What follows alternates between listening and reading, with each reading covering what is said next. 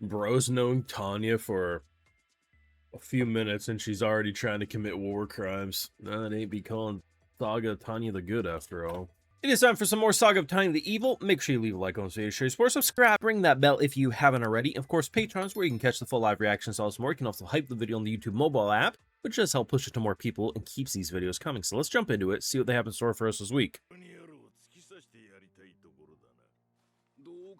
Come again? I mean, of all the insults I can recall hearing this year, macaroni fuckers is wild, bro.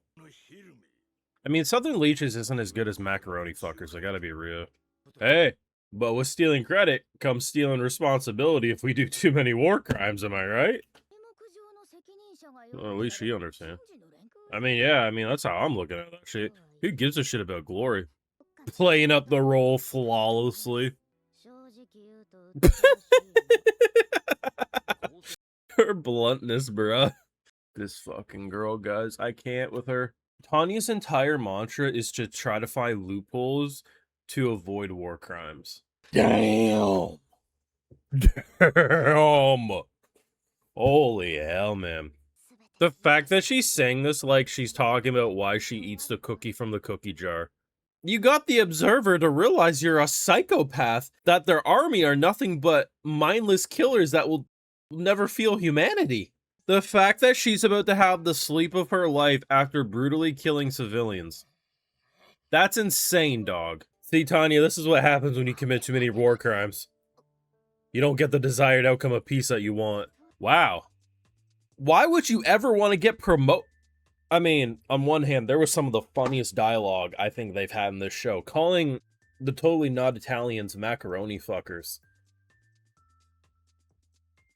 Wow, that was some glorious smack talk. Though you do have to wonder, at what point does Tanya realize that her smile causes issues and doesn't prevent them? She firmly believes with her full chest that her little girl cutesy smile gets people to trust her. No, it makes them terrified of you. You literally look like a fucking Bride of Chucky doll that would go and kill people normally.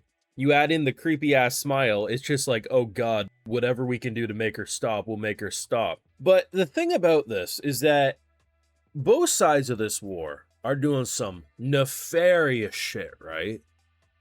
Some nefarious shit. And some characters we follow, you generally feel bad for. You're like, damn, they're really trying to stop this war. And to Tanya's credit, she is technically trying to stop the war. Albeit for selfish reasons, but still trying to stop it for nonetheless. To be honest, I thought this guy was going to be nothing but a psychopath, but I find it hilarious that he knew fucking Tanya for 5 minutes before he saw her commit totally not war crimes. Because yes, I guess technically, she read the law. There was no religious symbols on that building, so it can't count as a church. You know damn well motherfuckers are praying in that building and treating it like a church when that went off. Technically, if they bombed our cities first, and there's a lot of motherfuckers on our earth who agree with this mantra, that if they did it to us, we can do it to them. The thing is that the rule of law, sometimes you do have to take the moral high ground. There have been cases in our own world that even I agree an insane amount of bombings was unfortunately necessary.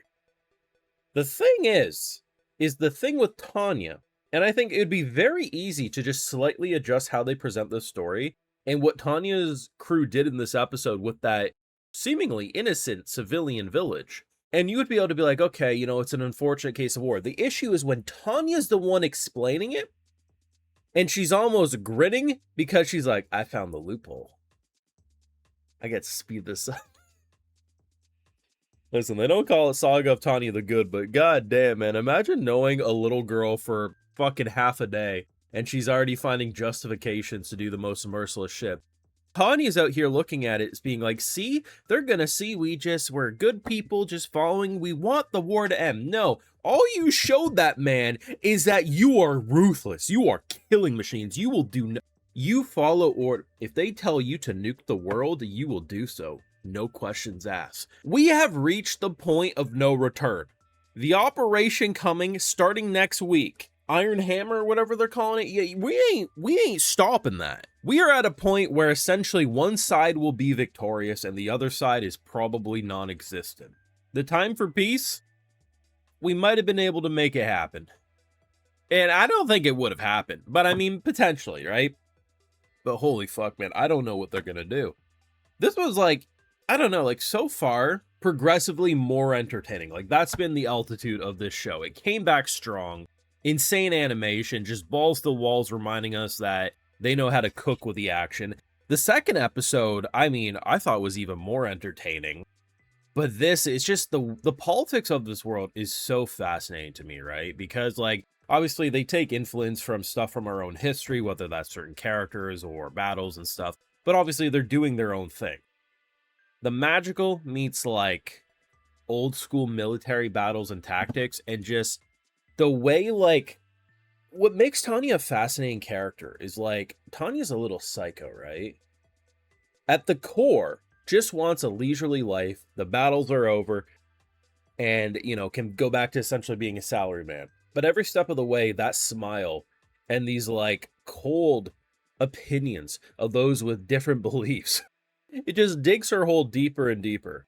So in the middle of me laughing my ass off about macaroni fuckers, I'm also watching a little girl commit borderline war crimes. And the only reason they're not war crimes is because of a technicality. One side it will probably be her side because she's the MC. But at the same time, I could easily see, you know what? The funniest outcome of this show is Being X getting one last lick into Tanya by the end. Which hopefully won't be that type of lick because otherwise, you know, Being X would need to be on a certain island.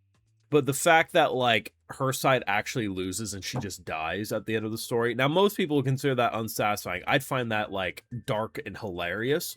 But yeah, Tanya's side will probably win. There will probably be small little groups of the other side alive, but I don't think it's going to be no happy ending. Granted, I never thought there was going to be a happy ending, but even more so now. I don't know, man. Like, this... I should have known. Like, this dude's face is so fucking creepy. He seemed like the biggest psychopath, and I forgot who he was interacting with. It is interesting, like, the little details that he brings up, like the fact, like, damn, their morale is, like, really good. And I mean, it's true, right? Like, most frontline fighters are not going to be eating this every day. And yeah, they are spending an arm and a leg to produce it, but it does keep up morale, right? And that's very important. It's hilarious how out of touch Tanya is to the interpretation of her own actions and the actions of her people. And then when things progress and escalate, she's like, how the fuck did that happen? But that's part of why we love her. Insane episode. The only way it would have been sicker is if we saw people praying just before the artillery hit, bruh. Your thoughts? Leave a like on this video, share more, subscribe, ring that bell, and yes, Patreon for live reactions, all some more. And hey, if you're already over on my Patreon, I'll give you a video shout out too, because my patrons are what make this YouTube channel possible. So today we got AG, XBit, Ken Van Villet, Janelep, Rodney Penn, Tyler, and we also have Neko Yumiko. So I appreciate the support, everyone. Please take care, and y'all have a good one.